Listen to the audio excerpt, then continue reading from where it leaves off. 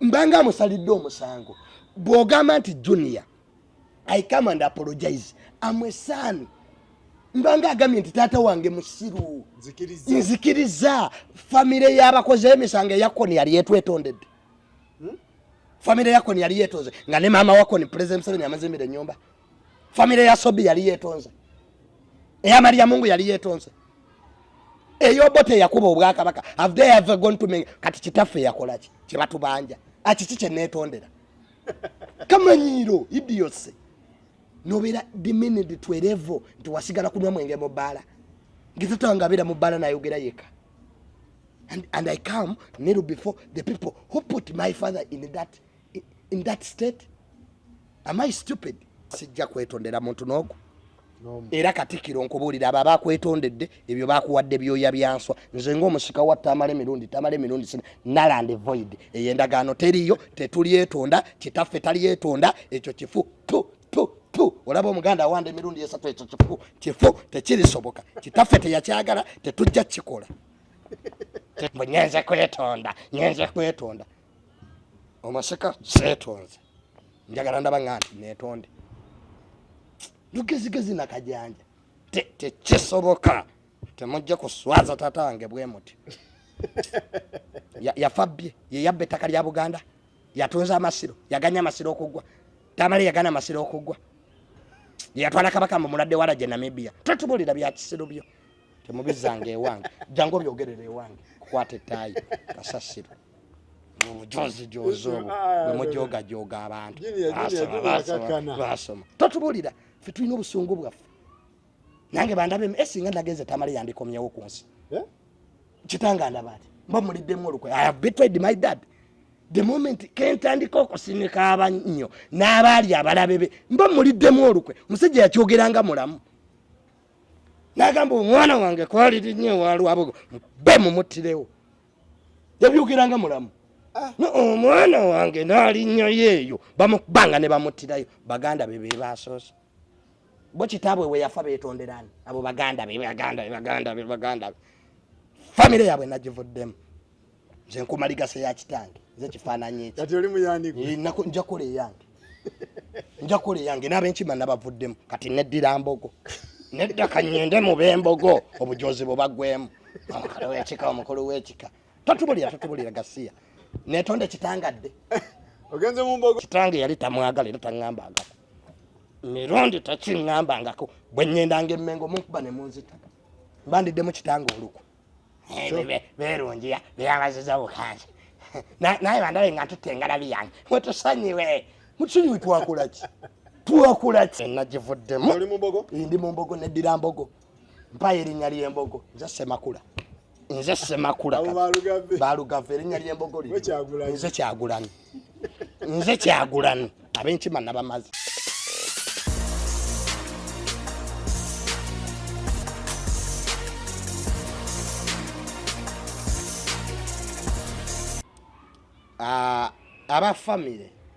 abafamire mbo bagenda mbu beetonde ewa Katikkiro abafamireyo mbu abafamire yange mbu abafamire otegeeza kiwogama mbu anti bonna famire kinene bakojja basenga nze nga nayise famire yange wano wajjula kati mbu abafamire mbu tebakututte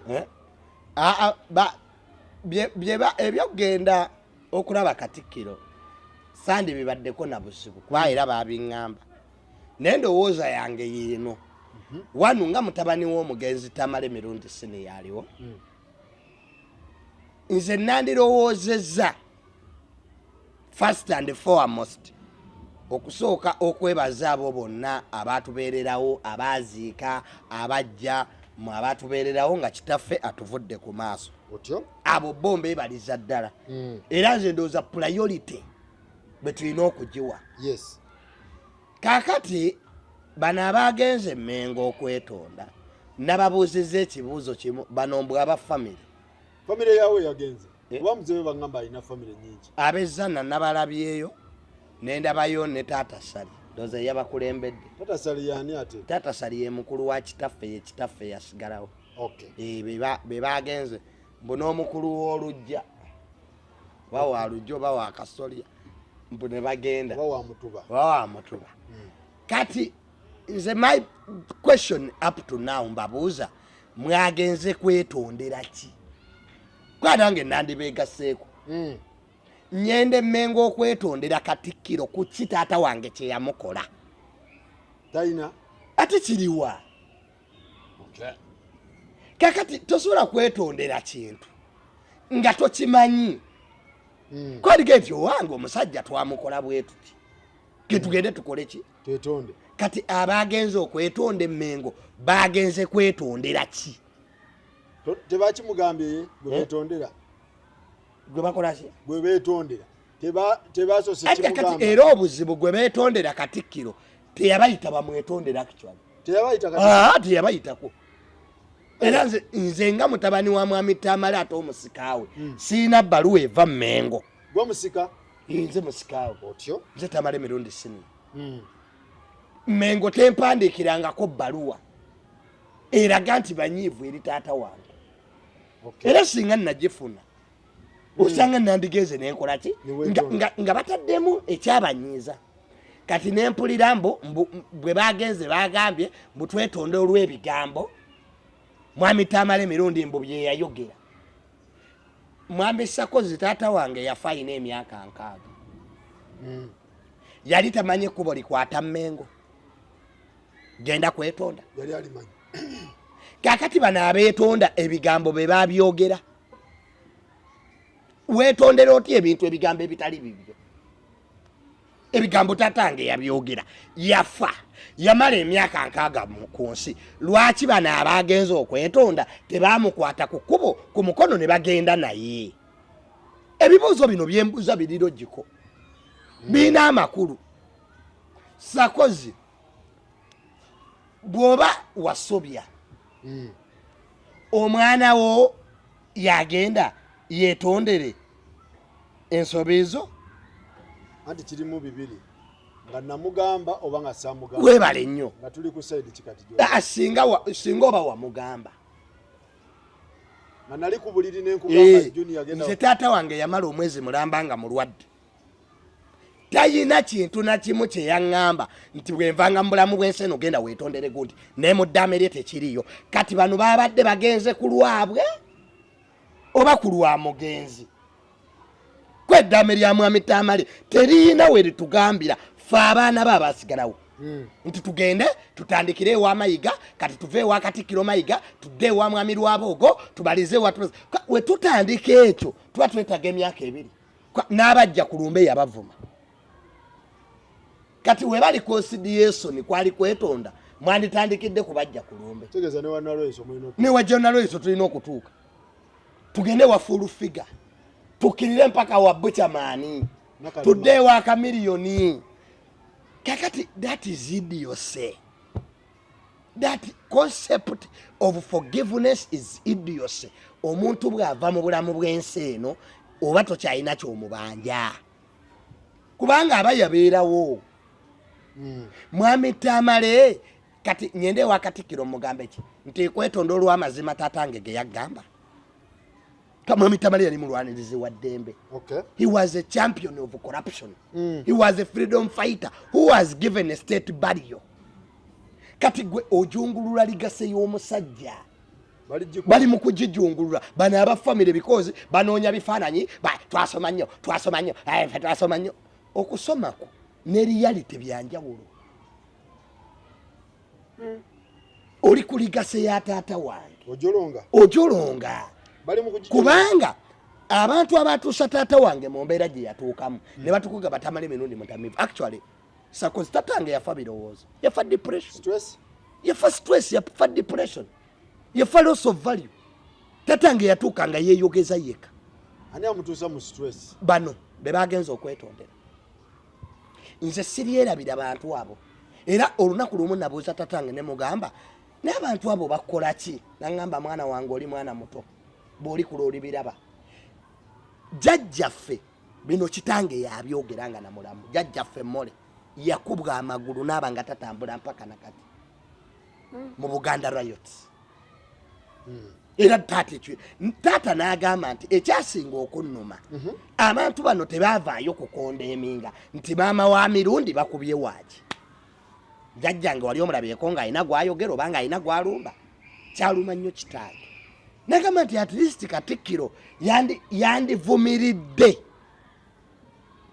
ekikolwa kino paka nakati jjajjaffe tatambula kati oyagala nnyende neetondere abantu abatuusa taata wange mu mbeera gye yalimu taata wange tannamala na myezi 2 mu ttaka andabe nga nyenda ntandika okukuulita n'abalabe be kitegeeza ebintu by'omugenzi ne Buganda biwanvu biina gye byava kyovola nga nkugamba nti towulirizanga sayidi emu ekyamwawula nabaki n'abali era nze nga ngamba nti mwana wange toyingiranga mu ntalo zange nga nange sizingira mukwanze byannema okutegeera. The man had the genuine points and genuine pain. Actually, before he died, I tried to reach up to them. What is wrong? Baveko. Abantu abo babi. Teriata yagala kitawa agenda kwagala. And by the way, he was right. Mwami Sakozi Haji.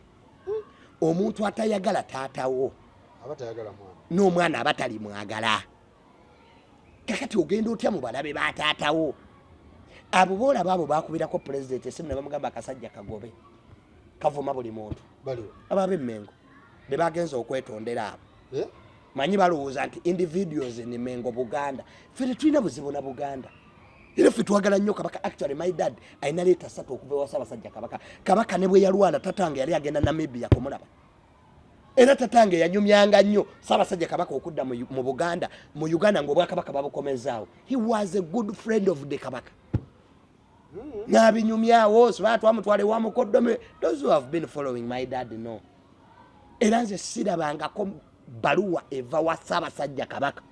Katikkiro si Buganda, Katikkiro muntu era obwa Katikkiro bukola ki bukyuka. Nze siga bagezere betondera kabaka nandiba joyinize kabaka nandiba joyinize naye kati netonderani betonze wani wakati oba Katikkiro engeri gyali birowoozo bya kabaka ya bisasanya nga wekyabadde wekyatambudde. Ye Katikkiro teyavuma tatange nti mutamivu waddanga. Tugambe Katikkiro etasasulangako bantu balumbe taata wange. Awo mbadde simanyiwo. My dad had points by the way. And he had the genuine pain. Asajja obamu frustratinga. Omusajja yafa akolima. Yatuuka naye kenyini natandika okwetamwa. Ninge ekimu kyayise ekyo mazima. Okay. Mazima. Kati nyenene tone mbu kubanga tatange mbu yali wa mazima nnyo. Anetondere kati twatuusewo tutya wano okugendayo ani yayitaani kirowoozo kyajja kitya ati kakati nze kisinga okuneewuunyisa ku bantu ba famire nti abamu oba entegeera yaabo oba yamunguuba ekisooka obukulu taata wange lwe yalwala okumala omwezi gumusalaba ku bantu b'emmenga abo ne bajjeno nalweyiso be yanyiza. Omanyi omuntu waba mulwadde ojjawo obusungu n'omuntu ng'afudde Sakozi n'oba wanyeze emirundi 10 ne priyato oli ku kitanda on your deathbed. Nze abantu bannyo tatange byavuma bajja omulaba bangi kwanga bino ebyobulamu we disagree kwanga byansi era Sakozi tetusobola kubanga tulowooza mu ngeri yemu ekyo tekisoboka. Conflicts are part of life. Conflicts are part of life. Yes. Netulina kye tuyita mature disagreements. Taata wange tebajja. Taata wange we yafa neewuunya abantu b'emmenga abo tebaateekayo na bubaka. Tubaka le tusaliddwa nnyo olw'omukozi waffe eyatukolera ku CBS tebaateekayo baka. They kept quiet. Okay. Era bo Mengo siginenya tebaatugambako nti beetaaga tubakole ki. Kati aba famire yaffe olugezigezi okwagala amawulire okwessaawo simanyi kyebanoonya bazunga buzunzi be baatandika ebibooze twagala kwetondera. Gwe Mengo yagambako nti ogyetondere. Mengo tesabangako tebatusabangako kubeetondera. Era ndoza ne Katikkiro we baamutuke era wawulidde ebigambo bya Katikkiro byabadde birungi. In fact genda olabe emitwe BBS ne CBS gye baakozesezza eyetonda ali wa bitono nenga wano mu Uganda family wefiirwa bagikubagiza. You can't humiliate people. I have just lost my dad, not even a month. You are humiliating me to go kneel down before my father's enemies to ask for forgiveness. Can you imagine? Kisoboka? No, you have just lost your dad. Oba yabaloseza. Ani? Omugenzi.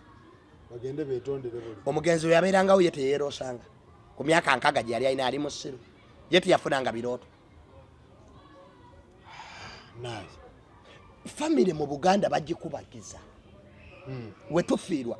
Actually Katikkiro kye yandikoze yandibadde ataye yajje ewaffe nti eba nemba saasidde nnyo olw'okufiirwako mwami Tamale ne lwakubadde twali tetukwatagana okubagiza kitegeeza nti you come to the family naye tosobola kuba nti gwafiiriddwa ate gwe yeetonda gwe tatya busiru. Bobi Wine yagende wakatolubwama. Kifulanga Bobi Wine musajja mugezi. Ne tata wange we yafa Bobi Wine yateekayo tweet. Era naba NUP bajje waka ne ba MP ba NUP yabaga bagende baziike baseewungu. Kati ze netondera ati omuntu atatwekayo wadde tweet nti alumiddwa. Katikkiro Charles Peter Mayiga yali ataddeyo ku Twitter gwe weetondera. Ye Katikkiro yazannye kibayita PR. Yakweseza obunafu bw'endowooza y'abantu n'abazanyirako. Era Katikkiro ye mu kwogera kwe yagambye mu tweet gy'ataddeyo meetings ab'Oluganda batamala emirundi era nzikiriza okwetonda kwabwe. Ye Katikkiro oli tamuluma oli omugenzi tamukwatako.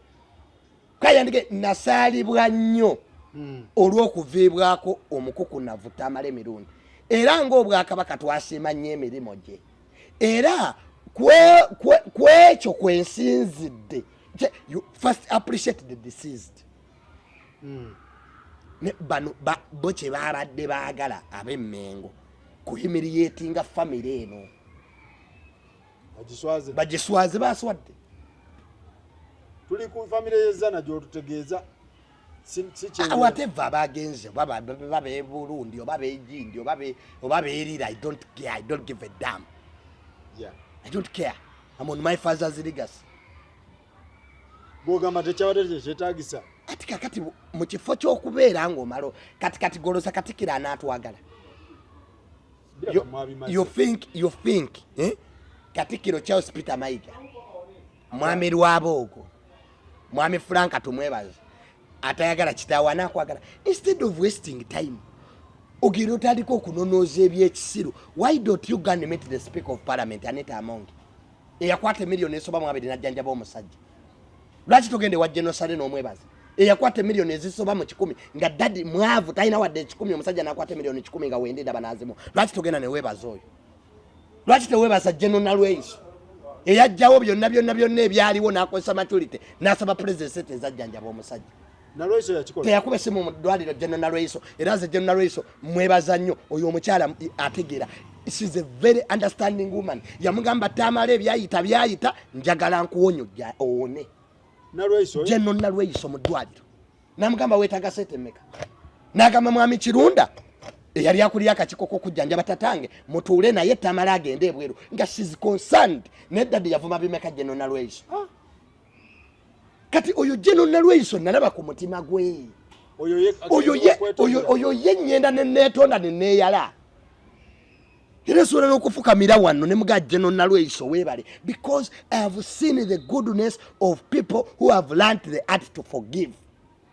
Oli Katikkiro bamukase bukasa abasonyiwe bo be baafiirwa be beetonda naye family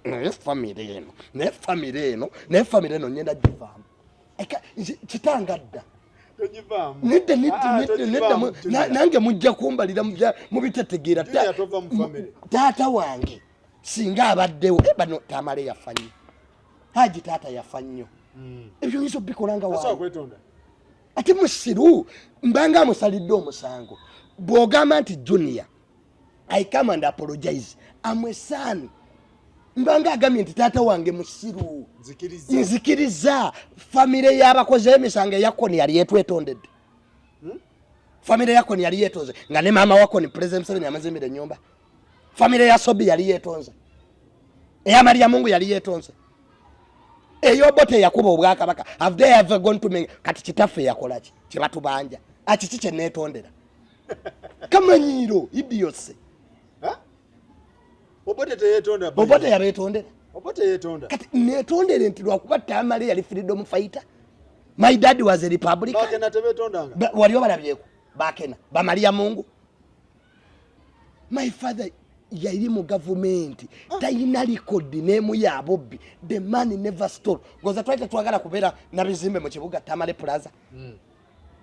Ne tata namuga natya muzeeyo yoyo bamuleeteranga sente billions of money naddala ku organic eyo omu Pakistan ajiveeko baleetanga sente ebyaddala ave ku organic Uganda ofaaki n'ebibumba nze tatange bwe yatandika ebyo ebyogani nti bajjamu abantu ebibumba namuwakanya ne mugaa tebiriyo but today tutuuseewo. People now are appreciating that the organic business is there. Ninga matuwaga bakasajja katamivu.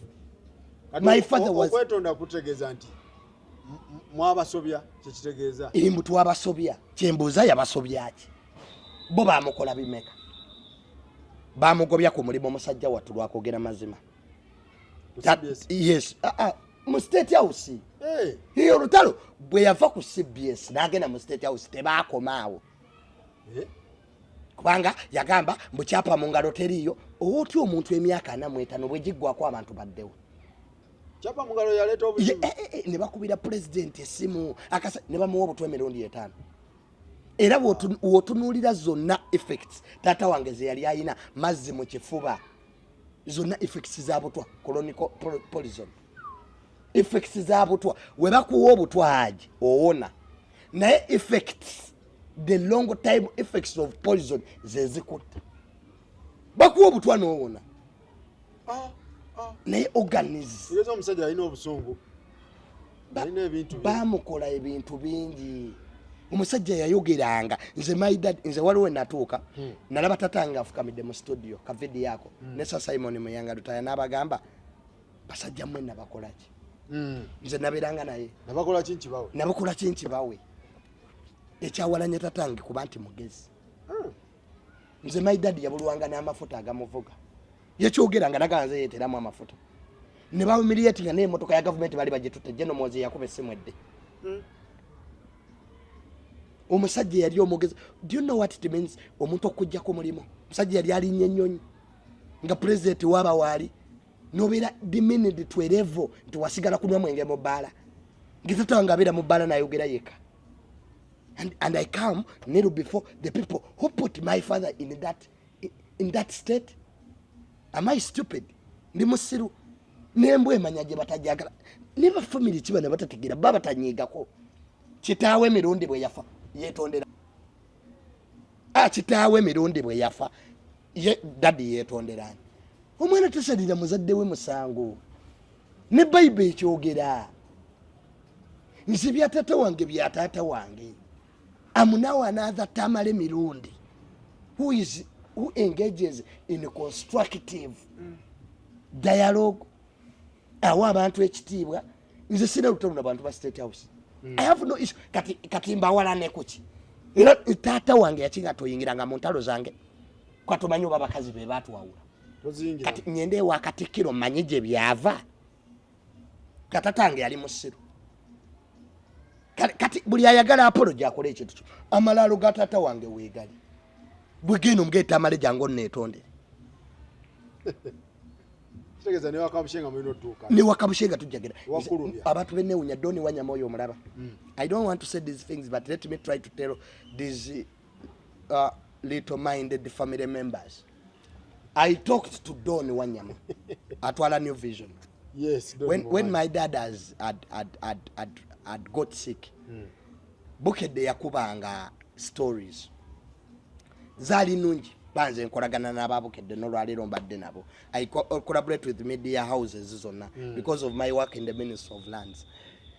Ati ne bakuba story nga boogera ku mama wange mama ngo w'ekyengera suppose if you want a war with me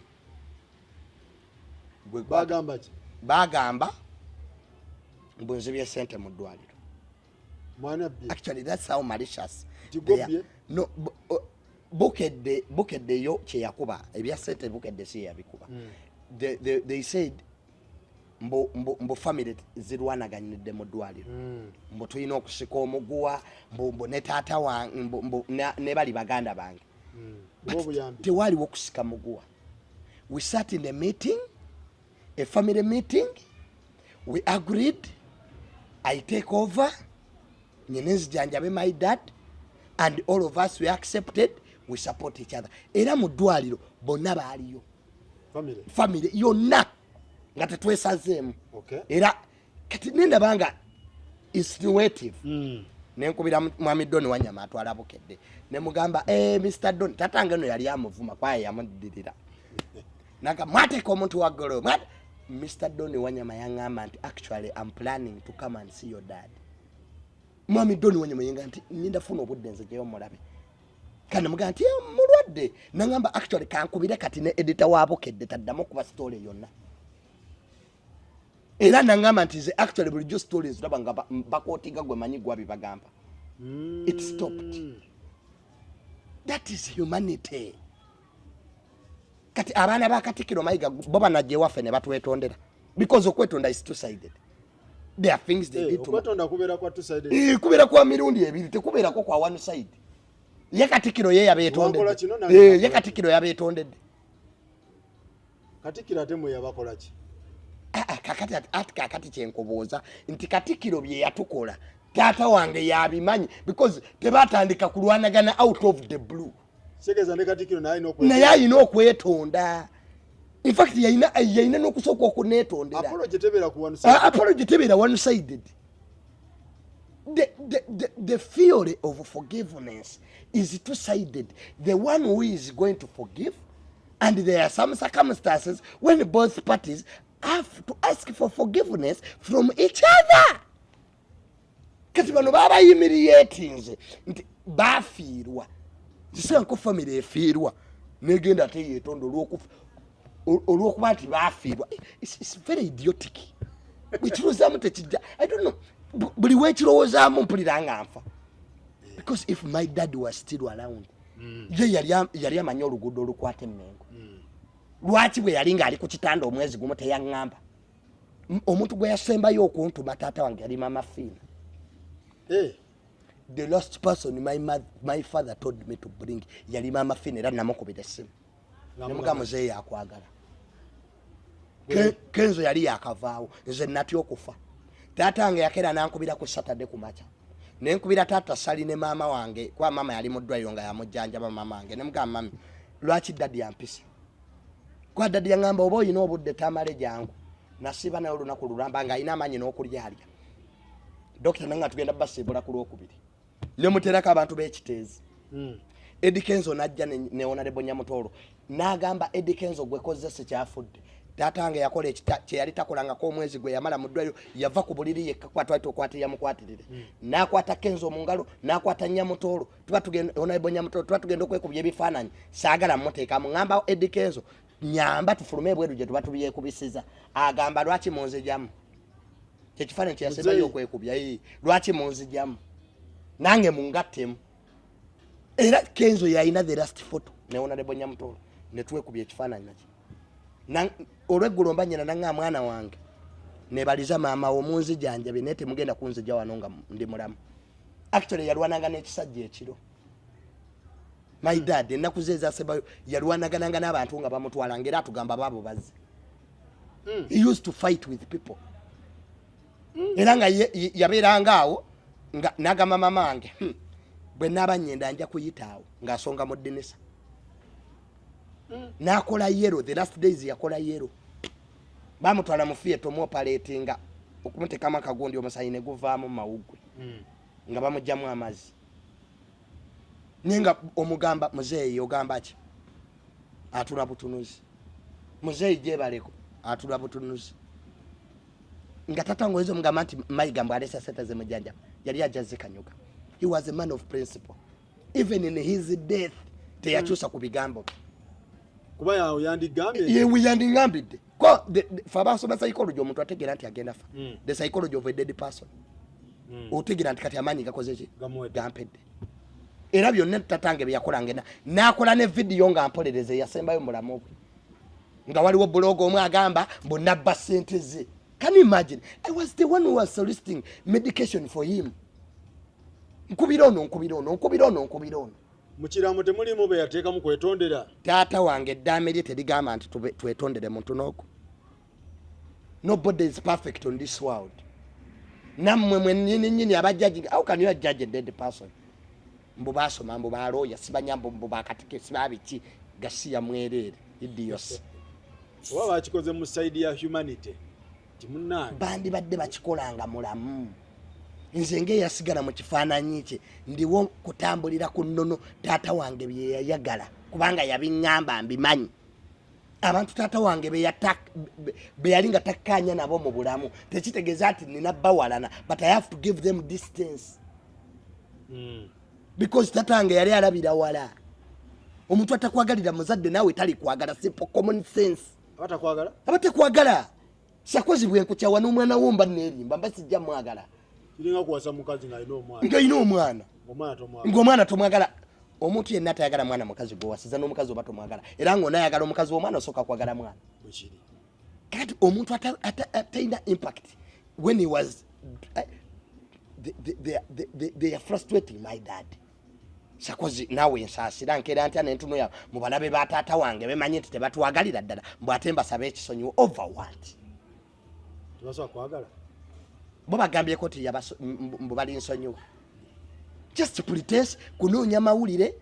Let us spend tumale nnyo obudde nga twebaza abantu abatubeererawo.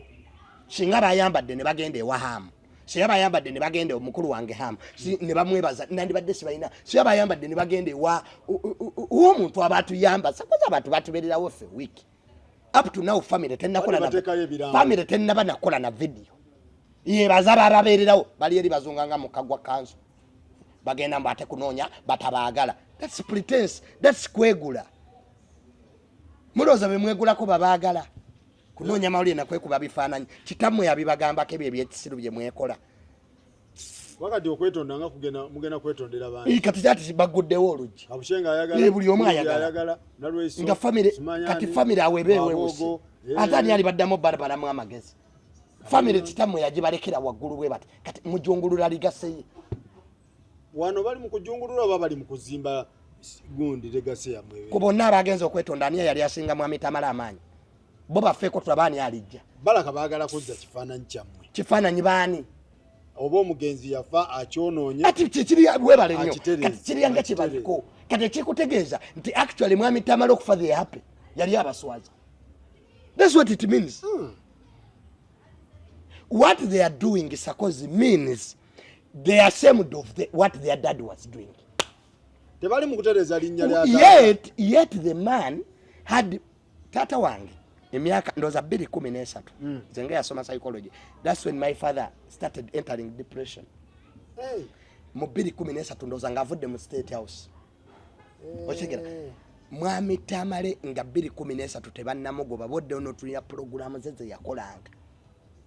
Ne after 2013 no, he was humiliated in the State House.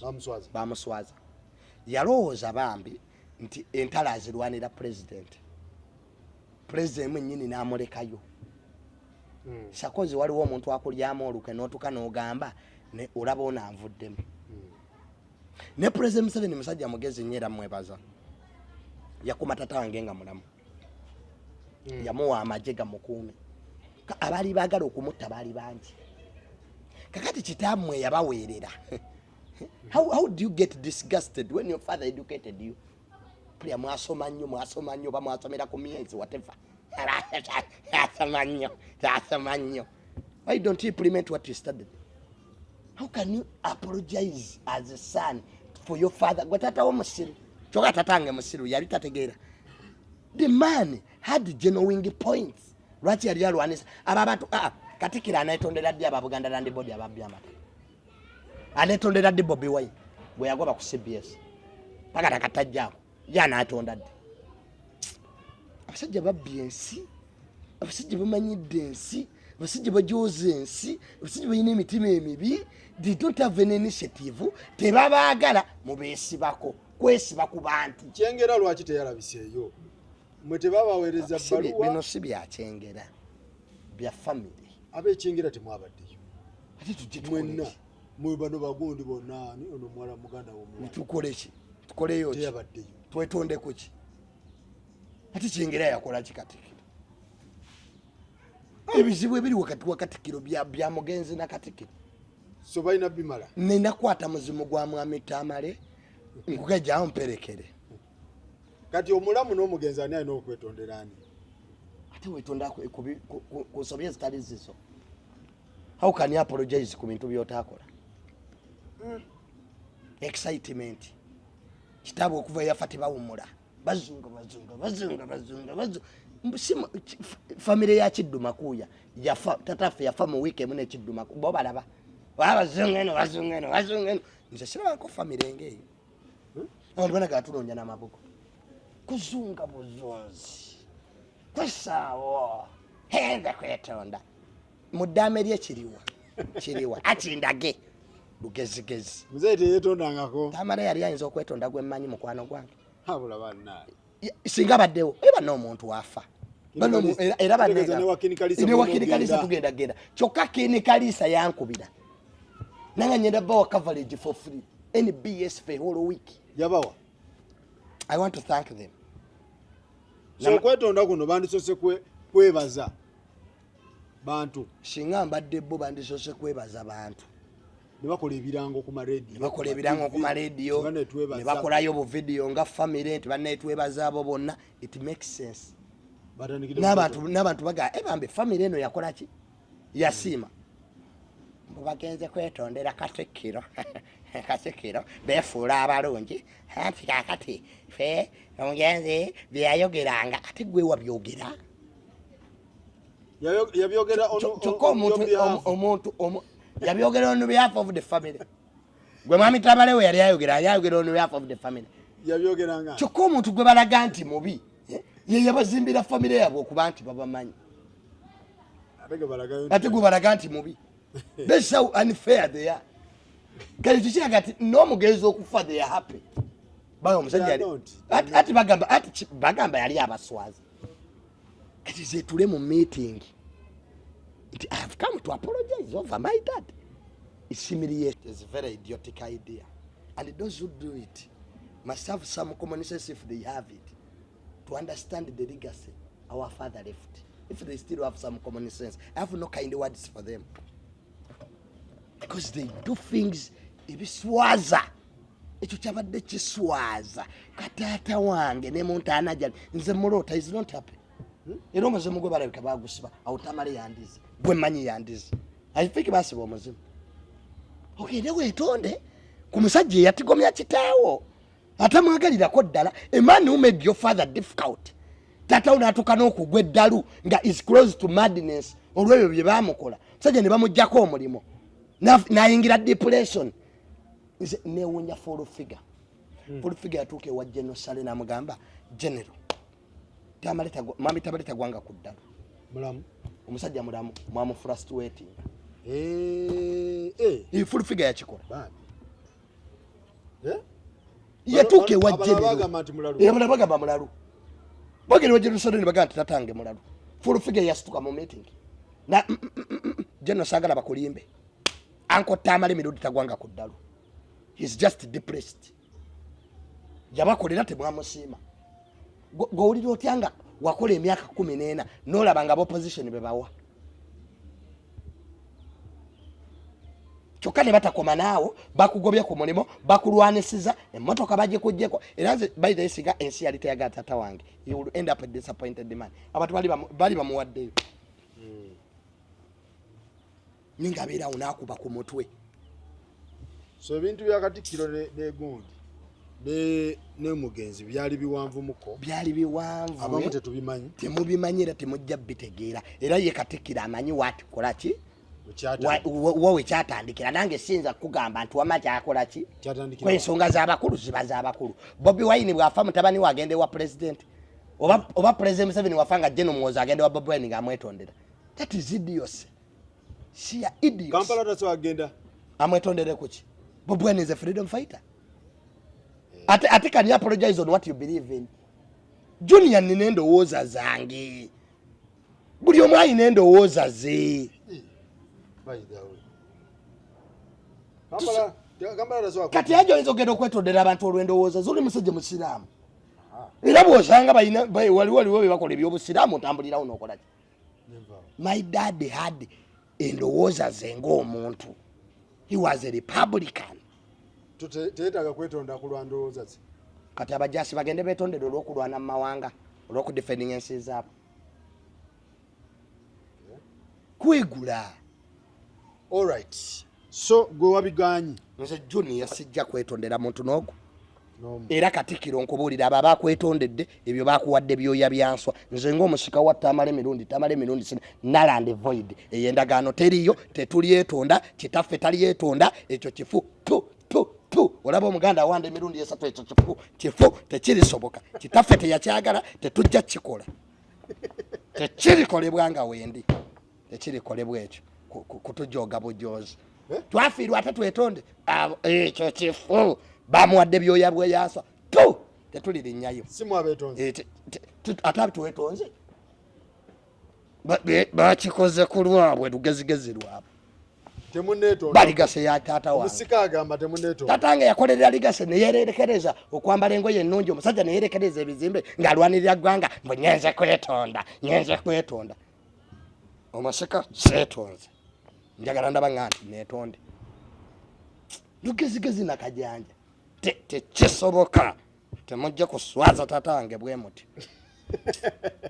yafabbye yeyabba ettaka lya Buganda yatunza amasiro yaganya amasiro okugwa tamale yagana amasiro okugwa yatwala kabaka mu muladde wala je Namibia tetubulira bya kisiro byo temubizange ewange jango byogerere ewange kukwata ettayi kasasiro mujozi jozo bwe abantu basoma tetubulira ffe tulina obusungu bwaffe nange bandabe esinga nagenze tamale yandikomyewo ku nsi kitanga ndabati mba muliddemu olukwe I have betrayed my dad the moment kentandika okusinika abannyo n'abaali abalabe be mba muliddemu olukwe musajja yakyogeranga mulamu n'agamba omwana wange kwaliri nnyo walwabo be mumuttirewo yabyogeranga mulamu omwana wange naali nnyo yeeyo bamukubanga ne bamuttirayo baganda be basoose bo kitaabwe we yafa beetonderani abo baganda be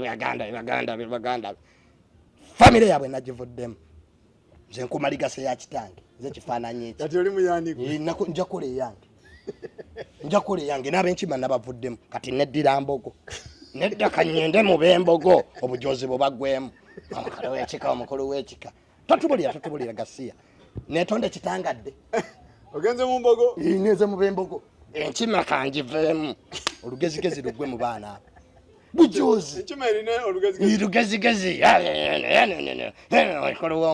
mukulu w'omutuba yaleeta eddagala lyajjanjaba kitange yafojjombulira byakwetonda olimu amagezi gwe sikuba enyondo n'enkutta gwe tumanyira manyi nze nyiza okukwata mayiga mu ngalo nze nzize tamalenze mutabani wa mirundi netta mayiga ne waba yayina eddagala erimponya mu nsi enfa yefudde Katikkiro if I ever name dame lyange nakitaddemu bwaba Katikkiro yayina eddagala erimponyanga temuntwalangayo kitange yafaamu kyayenye so bamuwala nanya abaana tabiriiko ebyokwetonda tabyagalira dda teyakiŋŋambako neddame lye bwe ndisoma tekiriimu bagenzeeyo ku lwaki lugezigezi lwabwe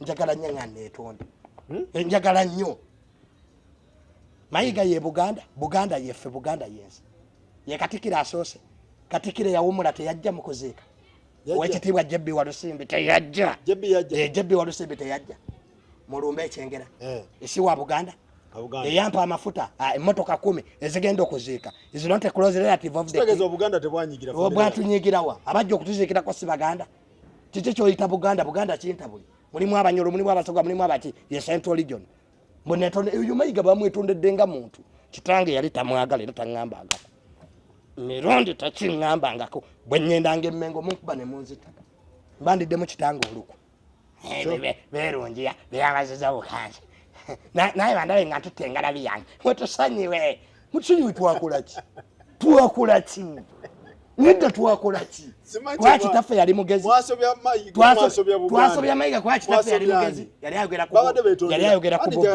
netondera ababbi netondera ate kabaka yabaddewo gwekiragala okuŋŋama nti saawula kabaka na Katikkiro ono yabayijakinze n'abahimiriyetinga era BBS neekuba eyatonda aliwa bitano. They have not recognized my father at all. Ngeyakolera ku CBS. Salaba kirango kya CBS. Banange olaba n'abakatuliki batuwa. Olaba ne Catholic Church yawandika ekirango. Olaba ne Centenary Bank gye yalina account. Tumbolira nzo kuba n'enkutte. Nabavuddemu. Family nagivuddemu. Oli mu Mbogo? Ndi mu Mbogo neddira Mbogo. Mpaye erinnya ly'Embogo. Nze Semakula. Nze Semakula. Balugave erinnya ly'Embogo lino. Nze Kyagulanyi. Nze Kyagulanyi. Abenkima nabamaze. Jango leto olugezigezi lwewa. Oba Nyanzi oba Kyagulanyi. Nedda njagala nnyo omukulu w'ekikajja ng'ambe nzireyo. Be muti. Enkima ogitadde? Najja yambudde dda kati neddira y'Ekkongo kale. Bwe bannemesa okuyingira Embogo nga nkyusa neddira nkima y'Ekkongo ey'eZimbabwe. Oba yeeyina omukulu w'ekika. Tambulira bya kisiru byammwe. Kitange yali tabyagala. Nange sibyagala. Wabudde mu ya Uganda. Tatange yafa tabyagala. Nange sibyagala. Tobireetanga wange ebyo. Tobizanga na kubizanga. Njagala tugende ku nsonga endala muganda wange. Yes. Obusungu bungi. Muzeeyi yakyusiza KCCA. Yes. KCCA kyekigenda mu maaso mu KCCA.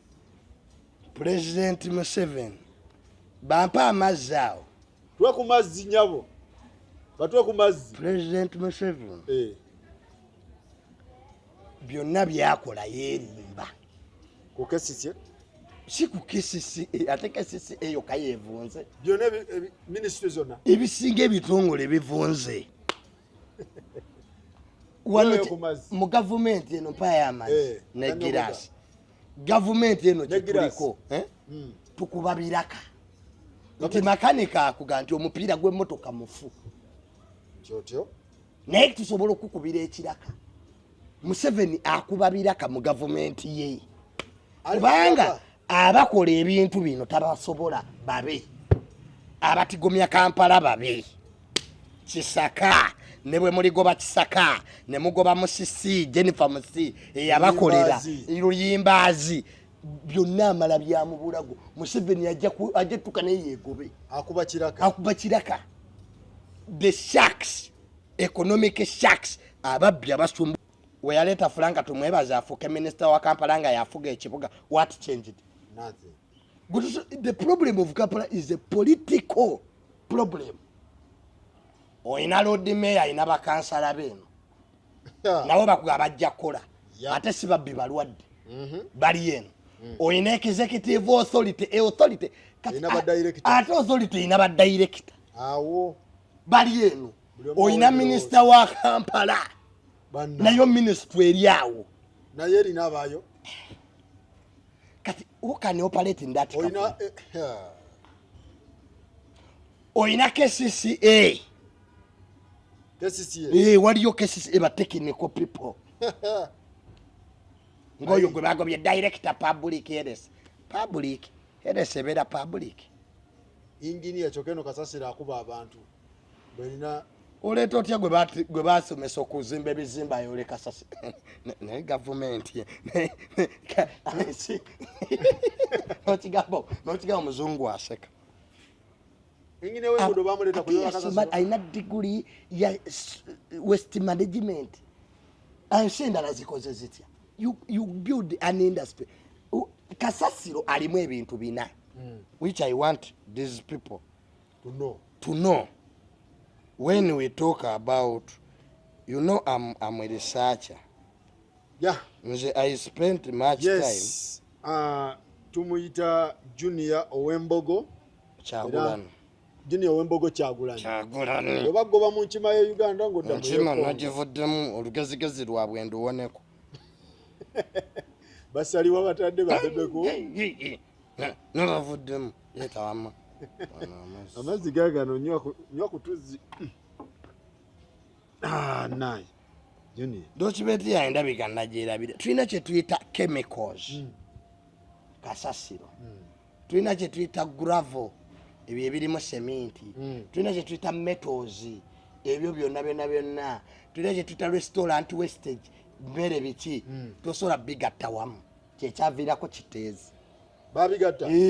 Bikola ne bomu ne bibaluka. Bagatta emmere n'ebyuma ne chemicals ze bajja mu ne chemicals ze bajja mu industries ne babiyiwaawo. Tubulanga you need an industry of waste management. Ani akulira eyo department. Bajja wana aba investor. Abatamanyi ku grading. Ba investor bajja babikole. Kati gwe bagati Kasasiro yakuba amayumba. Kasasiro yakuba amayumba. Mitayimbwa. Seminti. Mayinja. Tusa bigatta wamu. Okay.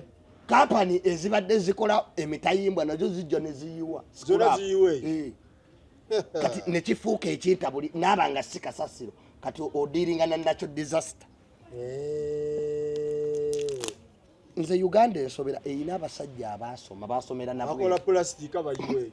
Plastic. Abakola ebyuma. Bayiwe. Bayiwe. Nafa abemmere ne pampa. Yes. Kati nebikola bomu. So Kampala politics mungi wakati. Mulina Nsereko, mulina Malende, mulina Bawuhuru, mulina Bachofa, mulina bano ba director, mulina ba road mayor, mulina baani bonna bali awo mu kibuga. What do you expect? Buli omu ayagala kulaga who is who. Oye road mayor talina kyakola. Ever complaining. Takola. Road mayor takola? Ateka company eziyola ebisasiro zaani mu Kampala. Diru bazigaba bati. Omusajja yagamba okutereza kasasiro oyo eyakuba abantu sente mmeka. Mbaleeta n'ebitrakita mbu nebiseeteza. Over billion of money. Mbukasita babiyiwaawo balina okufuna ebbiliyoni endala. Ebbiliyoni. Ndoza bamulabe nga akula baga ndoza waliwo ebasasula okumulaba kati yeeyongedde. Bakola dda recommendation okufuna ekifo ekirala gye bayiwa Kasasiro.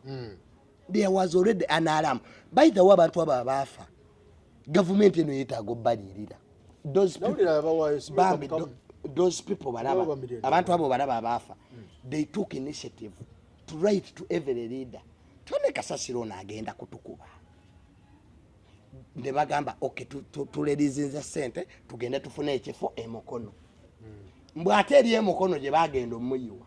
Abemukono nabo ne bakola ki? Ne babagoba. Ba neighbors ne bakola ki? And abemukono they were also right. Okubagoba. And they are transferring a disaster to another place. Kati goyinza okubeerawo nga Kasasiro akuli wali. Kakati n'olwekyo we build a factory, an industry egenda okumanaginga waste. Japan zigegamu ku mawanga agasinga Kasasiro mu nsi yonna ekibuga Tokyo. Babazungu babikola bati. When President Museveni yagoba obuveera. They are bad to environment. Our babbi ne balya. You see, they don't decompose. The climate, the bioproducts, tebukyafuluma obuveera. Buyitirivu. Obuveera tebuliwo. Buyitirivu. President Museveni kyabaakola. So wano yakubye kiraka. Anti bamugamba nga Jennifer Musi wali bagamba president nti abaganda bajjudde mu kibuga. Mu kesisi mu Bundi. Mu kesisi ne babagoba ne baleeta. Jennifer bamukubisezo kadi. Mbw atadde abaganda awo nga bagamba Honorable Kadaga nti aleesa abasoga n'abajjuza ki. Ne bamukuba. Kati ne babajjamu abaganda ne bateekamu abaabwe era byaganye. Tuli kubiraka. Kuba kiraka. Kikube. Era agenda kukubawo. Kasitolda ku president waga nti yakuta ababbi mu state house mwatulanga bali yenguzi. Kati amaka gobwa president galimu bakola puti. Nga faza ganti mwekerezi yenu mwetuwakwatidde faza nga ayinamu abaana basatu n'abakazi. Kati awo. Kati ye papa yakola ati. Tuli kubiraka. Kuba kiraka. Corruption we yamulemerera. Corruption we yamulemerera n'aleeta anti corruption. N'aleeta akuba biraka. biraka everywhere. Ekintu kasita bye President Museveni nze kizibu kye kyemulaba kasita problem emulemerera institutes another commission bali abatya amini yatekangawo bitongole amini teyakubanga biraka amini ng'okola ekintu kasita kukwata munga omuyimbi anti omuyindi yakola oluguudo namga aweebale nnyo namga eyindi yatemukola nguudo ziriko turenti omuyindi teyakitegeera oli namga nti bagenda kutta omukulu tasiimi yayita Kenya nadduka ne Rwanda ebaddewo eti with their small budget tobikola ebyo osobola kuba na ggwanga takubabirako we Rwanda munsi wootegeerera nti bakuliminozi be bafuga eggwanga woyogera ku kulayimu gwe ate gwe basiba. Uganda is now funny when you talk about a crime gwakyogeddeko you become the one gwe basiba. That's when you know your country is ruled by criminals. Kati tugenda kola tutya Kampala oterera ngaddi mumulonda obululu mulondani ne Kampala oba bitekete Kampala kati olaba Makindi oluguudo lw'ekiruddu lifaalo kani imaji Salama Road yonna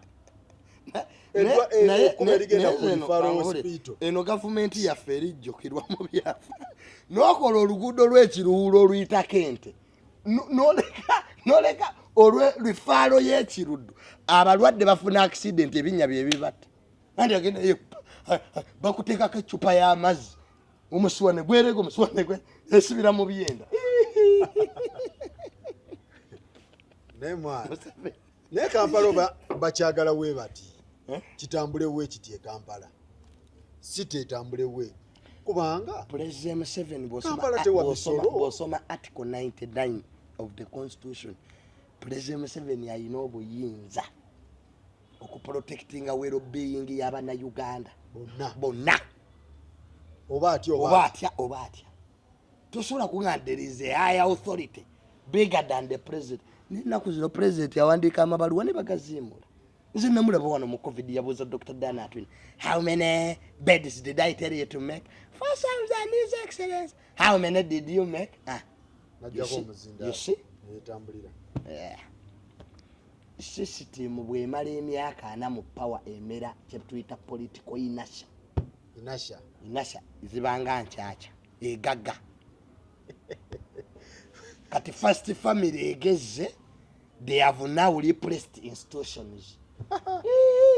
Leero omulamuzi ogenda mu koti Donnasa tewamulabye mukwano gwa namulabye tudde ozza omusango abakazi abafuga abalamuzi bali 3 mu Uganda era tatange yaboogera kuliko omukyalo omu n'abasajja 2 ab'amaanyi. Ekintu kyamugejjako kintu kyagejja nnyo muzeeyi takyakisobola kiriko enkyakya gwe tosobola kuba mu ggwanga nga buli omu ayina emmundu tosobola kuba mu ggwanga nga ba DPC bali ku masimu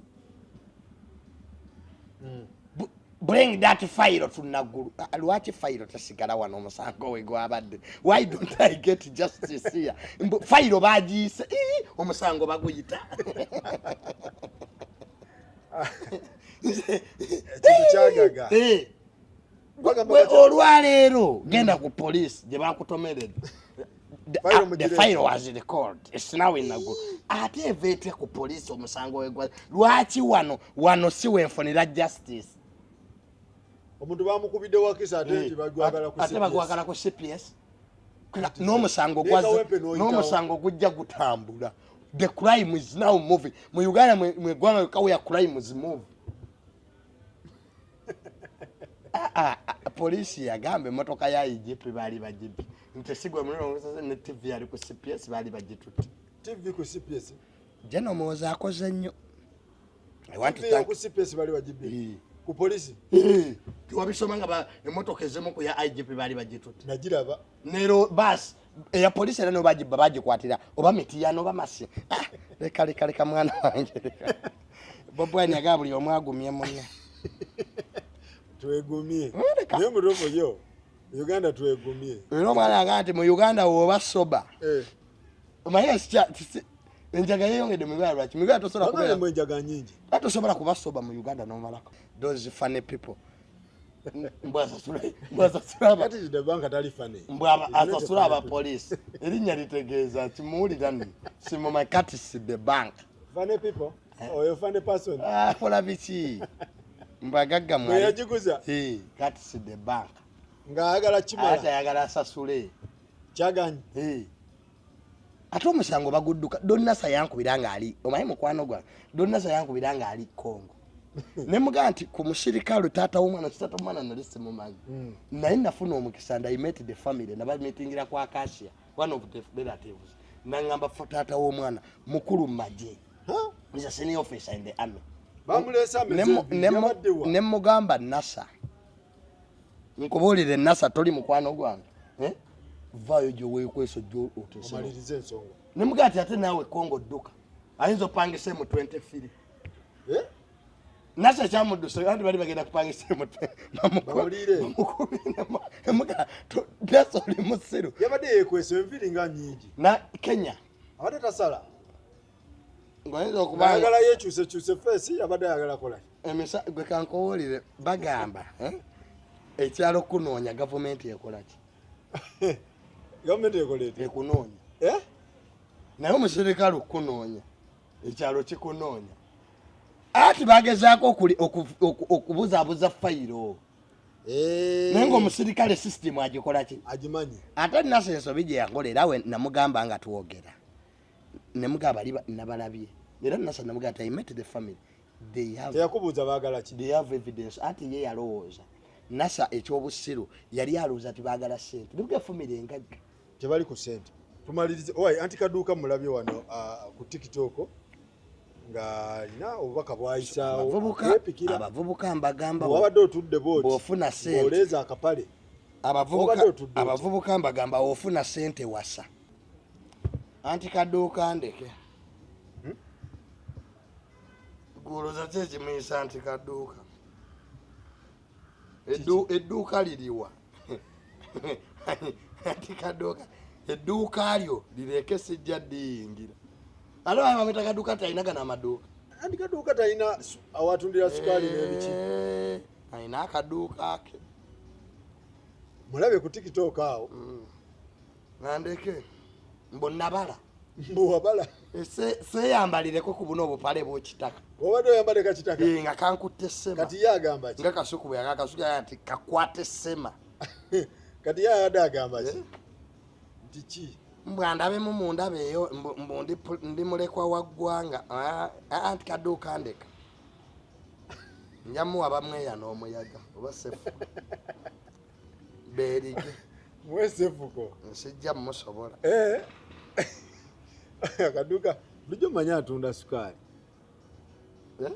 bulijjo manya atunda akaduuka kali wansi awo kayagala nange okumpa anti kaduuka akaduuka ako gira okaleka alayimade simanyi bulijjo bambi naye bulijjo mulaba nnyo mu kaduuka ng'alina ebintu byatunda odduse nzirose alright mukuliko eyeegonde munnamaafe mpulidde bannamawulire ennamanve gyembadde ne minisita mukama wange kyekibaddeyo no kapani bagiyita Iran ebadde erina obutakkaanya bw'ettaka ne Saba investment munnamanve awo industrial park Uganda Investment Authority erina nayo okwetereeza etya lizi president amala obudde bungi ng'agenze ebweru akuleeta bainvestor bajja nabateeka mu Uganda Investment Authority bambi ebayambe ebawa amataka bakolereko kati bo bali aba Uganda Investment Authority kye bakola nga bakuwa ettaka lya liizi wamala okuwa ettaka lya liizi ne baliwa n'investor omulala kati ne babaleka mwe bainvestor bali addabo bayinza n'okuteekawo investor owokusatu mwe bainvestor ne mulwanagana as time goes on nga liizi ono investor alina okufuna ettaka initially eggwako because of wars bali mu kooti nga baliwo omulala yet they don't know a lease is automatic liizi yo bweggwako kibeera automatic olina okuddamu ogifuna because tebasobola kwalocatinga ttaka olwedde liriko omuntu yoweredde on land ate bali allocatingira batyo omulala nga you already there kati bo bana aba Uganda Investment Authority balina obukwakulizo bwabwe obugamba mbuliisi yo bweggwako nga to developinze nga taddeko development nga tukujjako nga tukola ki naye ate mbadde mu kooti nga twesooba kati byebakola time tebagibala kati n'amateeka gabwe nago bagakyusa bagoberera ag'eggwanga kyemubaddemu eyo erizizo automatic yes ate omuyirani baali bamuwa yes baali bamuwa n'ateekamu 2 billion investment actually mbu balina n'akasente ba investor ke basasula mu Uganda Investment Authority balina akasente ke basasulayo otegera kakati omusajja bambi yafuna ne loan mu banka atandike okukola projects ze bano ne baleeta ate sabaiki company nda kati nyini wa company nda actually bwe mutuukiridde ya investor in fact mugagganya ina ama company mu Gulf countries nangamba Junior, do you know these people you are telling me to beat up people bakubaba I can't beat up people. Yes, I can't beat up people. I gave them my money. Why are they frustrated? Ate bamujjako ne sente. Ate ne oli na investor naye ne bamulyamu. Kati ba investor babadde balwanagana nenga kintu kitono. Kati mukimaliriza muti? Iran egende maaso. Kati atono tujjamu allocating ettaka ewala kubanga ne investor. Ettaka likyaliwo wali. Naye bannange. Kati ate omusajja gwe bazanyirako ya meeting president. Ne balya n'ekyemisana lwaki abantu bajja kwerekera ebizibu ate wali bizibu kyenkugambye nti abakola ebintu bino bebamu alya wano n'alya ne wano corruption is a syndicate babanga abazannya omupiira mu kisaawe ono n'akubira ono n'agumuweereza ono oli n'akimaliriza